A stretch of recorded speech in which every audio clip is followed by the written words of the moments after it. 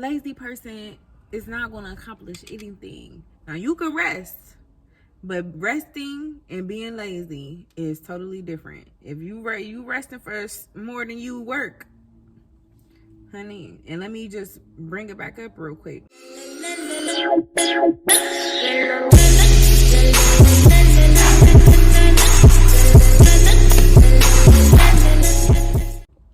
Hey y'all, happy Saturday. I'm happy to be here. I figured I better hurry up and do this before my hair like really melts, because I'm in my second office. I'm being one with the nature right now, okay? This is the Proverbs 31 day challenge. Today is day 11, chapter 11. Let's just go ahead and get into it. I reread some stuff yesterday from chapter 10, and I just love how it's just so clear and so straightforward. Pretty much, bruh, if you lazy, you gonna be poor. If you put in work, you will gain. You know what I'm saying? Like, a lazy person is not gonna accomplish anything. Now you can rest, but resting and being lazy is totally different. If you resting for more than you work, honey. And let me just bring it back up real quick. It says, lazy people are soon poor. Hard workers get rich. And then it says it a couple times in here. So y'all go back and read chapter 10 if y'all didn't already. But let's get into chapter 11. The Lord detests the use of dishonest scales, but he delights in accurate weights.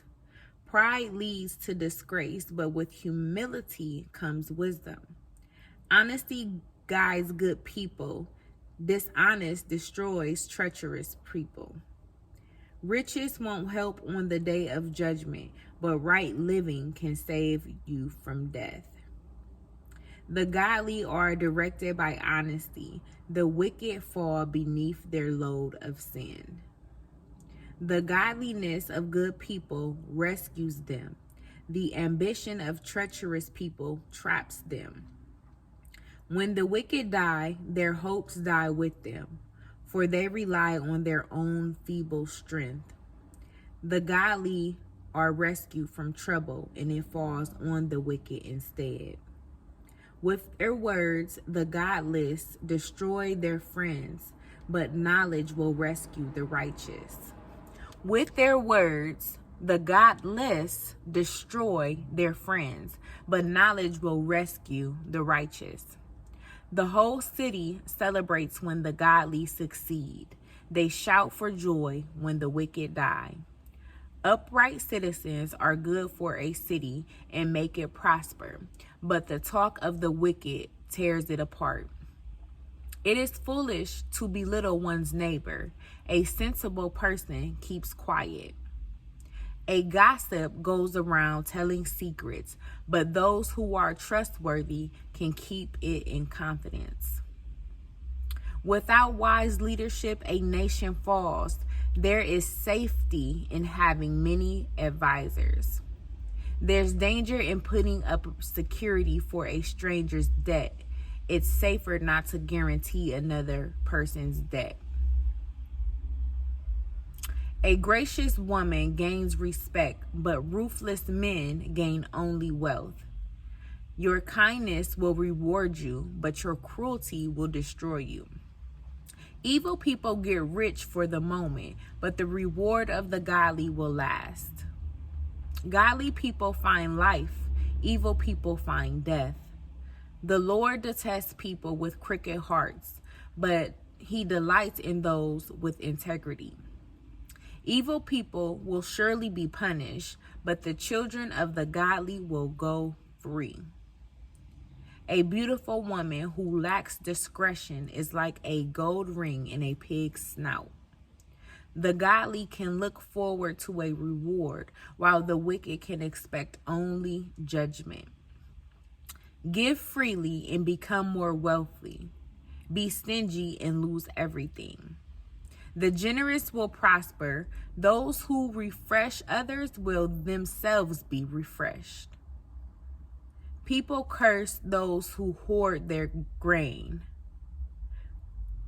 but they bless the one who sells in time of need. If you search for good, you will find favor. But if you search for evil, it will find you. Trust in your money and down you go. But the godly flourish like leaves in spring. Those who bring trouble on their families inherit the wind. The fool will be a servant to the wise. The seeds of good deeds become a tree of life. A wise person wins friends. The seeds of good deeds become a tree of life. A wise person wins friends. If the righteous are rewarded here on earth, what will happen to wicked sinners? Okay, now read that a couple times, meditate on it, enjoy your Saturday. And part of my devotion here today on August 13th. Look, this is so crazy. So I've had this book. When did I get this book? I've had this book since 2013. My friend Ruben got it for me since 2013, my daily devotion book.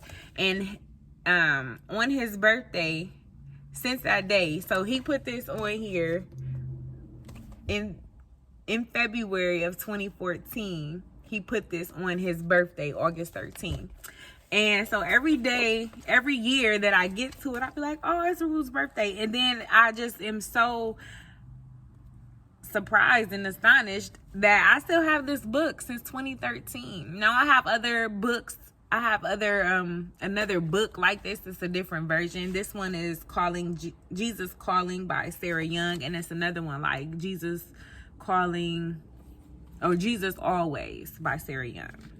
But it says, for today, August 13th, learn to enjoy life more. Relax, remembering that I am God with you.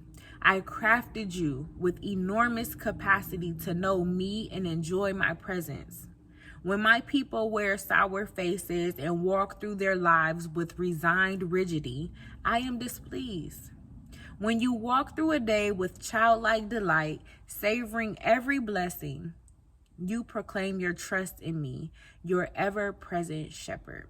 The more you focus on my presence with you, the more fully you can enjoy life. Glorify me through your pleasure in me. Thus you proclaim my presence to the watching world. Okay. And then it gives references. Matthew 1:23. The virgin will be with child and will give birth to a son, and they will call him Emmanuel, which means God with us. God is always with us. Remember that. And then the second reference is John 10:10 through 11. The thief comes only to steal and kill and destroy. I have come that they may have life and have it to the full. I am the good shepherd. The good shepherd lays down his life for the sheep. So God has already come so that we can have life and we can live it in full. But we can't do that worrying about things that he already got under control. God is with us. Be present. Live your life in righteousness. Walk through the day savoring every blessing. So let me tell you about my little blessing last night, right? We went to the movies, and coming out of the movies, it was raining so hard, storming, lightning, thundering, raining cats, dogs, chickens, hens. Like, it was raining crazy. And I'm sitting there looking around. I'm like, well, because the movie theater has like a bar. So I was like, well, we can have a drink. No, we can't have a drink because the bar is closing. Like, the movie theater is shutting down. So we have to leave. Workers is leaving. And I go to the bar. I was like, well, they have to have a bag. So I go, I'm going to ask them. I was like, do y'all have like a bag that I can use to put over my head? And the lady was like, a bag? Like a she said something, and I was like, yeah. And she was like, no, I'm sorry, we don't. And I was like, okay. So I walk away, and some workers is leaving. So I asked them, I was like, I'm looking around. I'm like, okay, what can I use to cover me while I'm going out of this movie theater while it's raining crazy? And I just did my hair, and I am not about to go through that. So I was like, I see one of the workers. I was like, boom. I was like, can you do me a favor? I need you to do me a huge favor. Can you go to the kitchen and get me one of those popcorn bags or a popcorn bucket so I can put over my head? And now that I think about it, my hair probably wouldn't fit in no bucket anyway. He was like, I don't know, you can ask the manager, but I'm off. I was like, oh, okay, I'm sorry. So then another lady at the bar, the girl who I asked originally, she must have said something, and then as another lady at the bar, she was like, what do you need, a bag, like a trash bag? And I was like, that would work perfectly. She was like, oh yeah, well, I got a trash bag, how many you need? 2. So we get these trash bags and we put them over our body, and we cut out the eyes, because I was sitting there looking around like, Lord, listen now, either you gonna stop it from raining for a minute, or you gonna provide something that I need to get up out of here, because I am not about to leave this movie theater with it raining so hard like this, and I'm just not. She asked me, did I want them trash bags? I said yes. We popped them bad boys over our bodies, and we cut out the eyes. At first, I was just gonna wrap it on my head like a scarf. And I see my friend do that. I was like, okay, yeah, let's put it over our whole body. You cut out the eyes, put a hole for the eyes, and let's run to this elevator. We parked in the garage, so it ain't like we had to do a whole distance. But thank God for her rethinking, talking, or she gave us some trash bags. We was good to go. And look at me, I'm still looking rejuvenated and refreshed. You know, I was not about to let that happen. God is always with you, so be aware, be present, and ask for his help and his guidance and his wisdom, honey. I hope y'all enjoy y'all Saturday. I'm about to go put another roller in my hair, because this is gonna be flat by the time I leave the house. And I'm out.